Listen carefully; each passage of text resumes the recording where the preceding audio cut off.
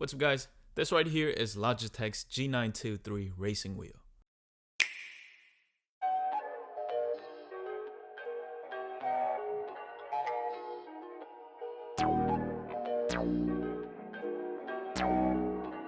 Perfect.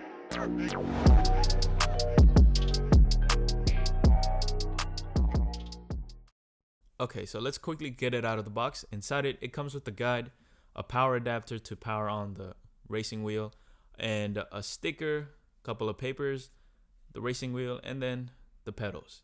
My first thought taking this out of the box was it's kind of heavy compared to the Thrustmaster's Ferrari 458 steering wheels that I had. It was like $100 steering wheel. That one was very plasticky and light, but this just feels like it feels like a well-built steering wheel. Setting this up was pretty easy. No tools needed. Just make sure your desk isn't thicker than 3 centimeters or 1.18 inches, because if it is, you won't be able to attach the steering wheel to it. So the first step is to plug in all of the cables. They're going to be plugged in on the bottom side of the steering wheel. You'll see there are pictures on the bottom where it's going to indicate where each cable needs to be plugged in. And once you plug them all in, you can even wrap them around, so it's going to be neatly hidden under the steering wheel, so it's not going to be dangling around the desk. And then you can wire them out through these grooves, which is going to help the cable stay in place. Now, to attach this to the table, press on the 2 knobs on top of the steering wheel. Press on them and spin them to the left side, and it's going to pop out. Once it pops out, you just keep spinning it to the left side, and the bottom part is going to extend. Then you can align it with your table and then just tighten it up. And the last step is to connect the steering wheel to the Xbox. So once you've done that, power it on, and now we're ready to go for a drive. I just thought this was really cool. The steering wheel automatically calibrates every time it's powered on, and yeah, it looks really cool. In terms of build quality, it's a leather wrapped steering wheel. It's not heated. I'm just kidding. But it does have a flat bottom, which gives it a very sporty look and feel. Also, I like that little blue touch at the top. The button layouts are same as its predecessor.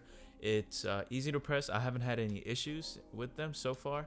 And just navigating through the Xbox's interface and through game menus is a breeze.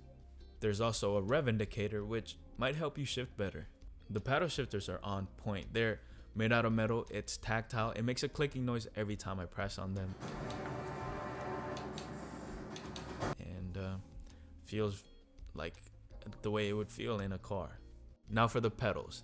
The whole pedal setup itself is pretty heavy, which is a big plus since I use this on my carpet.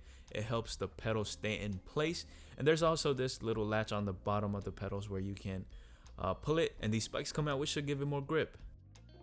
The pedals feel great, pretty much feels like the real deal. It's also got brake pedals. Well, it's got progressive brake pedals, which help mimic real life braking, so I can brake more accurately in the game now. The highlight feature about the steering wheel has to be Trueforce. Logitech calls it the next gen simulation, and I was driving better because of the steering wheel. It does a great job simulating real life environments. Like if I'm driving on a specific kind of asphalt, the steering wheel mimics it, and it just feels like I'm actually driving on that kind of road.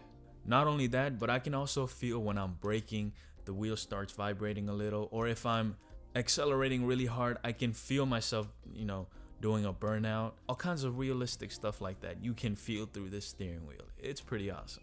The only thing to keep in mind is not all games support Trueforce, but even the games that don't support Trueforce get a better force feedback through the closed loop motor controls. So if it's your first time buying a steering wheel, or you just want to upgrade from a cheaper steering wheel but you don't want to break the bank, the Logitech G923 is something worth considering.